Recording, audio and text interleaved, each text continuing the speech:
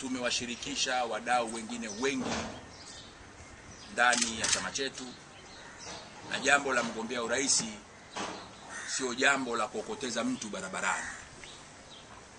Ni nafasi nyeti inayohitaji uongozi wa chama kuhakikisha tunampa bendera ya chama katika jambo hili.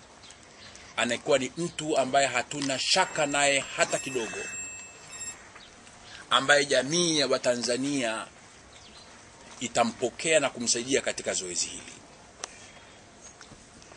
Kwa maana hiyo basi, kamati kuu kwa sauti moja ilikubali kumwomba Dr. Peter Slaa, na ni vema nikaliweka wazi kwamba Dr. Peter Slaa hakuomba yeye kuwa mgombea wa urais wa Chadema.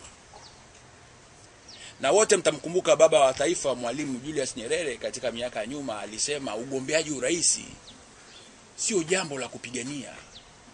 Ule ni utumishi wa umma ambayo mtu anaombwa. Na ndio sababu mwisho wa tamko langu nimezungumza kwamba wananchi wa Karatu tuna imani watapata mbunge mwingine makini na mahiri atakayeziba ombo litakaloachwa na Dr. Slaa katika jimbo la Karatu, na tunawahakikishia kwamba jimbo la Karatu ambao ni mojawapo ya ngome za Chama cha Mapinduzi, mojawapo ya ngome za Chadema, halitachukuliwa na Chama cha Mapinduzi. Na tunawaomba kuhakikishia wananchi, na mkumbuke wale ambao wana hofu kuhusu pengine Chadema itajilipoteza jimbo la Karatu, tunaongoza halmashauri ya wilaya ya Karatu kwa zaidi ya miaka 10 sasa. Ina maana madiwani wengi walioko Karatu ni madiwani wa Chadema. Madiwani wale sio Dr. Peter Wilbrod Slaa.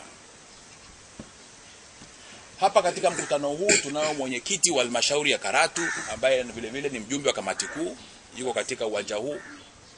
Yeye na wapambanaji wengine na wananchi wa Karatu wanaipokea Chadema sio kwa sababu ya Dr. Peter Slaa, pamoja na kwamba yeye alikuwa ni chachu kubwa, lakini kwa sababu ya kazi nzuri iliyofanywa na vijana wa Chadema, kina mama wa Chadema na viongozi wote wa Chadema. Tutaendelea kushirikiana nao kuimarisha Chadema.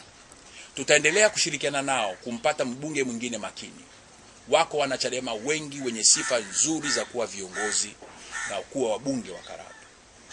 Kama nilivyosema awali, kuna ushahidi ambao hauna mawaa kwamba wabunge wa Chadema wamekuwa ni wabunge makini, na sio mbunge wa Karatu pekee. Wabunge wote wa Chadema wamekuwa ni wabunge makini wakiwakilisha taifa hili na sio majimbo yao pekee. Na tunapozungumza suala la urais wa nchi, tunazungumza maslahi ya taifa. Kuna ombwe kubwa la uongozi. Ni hatari kuendelea kumwachia Rais Jakaya Mrisho Kikwete miaka mingine 5 ya uongozi wa taifa hili. Tunakusudia kwenda kupunguza idadi ya wabunge wa Chama cha Mapinduzi ndani ya bunge la Jamhuri, ili wabunge wengi watokane na upande wa upinzani, tuweze kuwa na uwiano mzuri wa wabunge kwa faida ya Watanzania wote. Tunaomba Watanzania mtuelewe, na tunakwenda kushinda urais, wala hatuendi tu kushindana.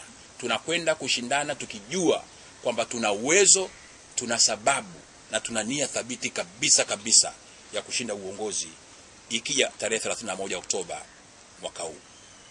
Asanteni sana.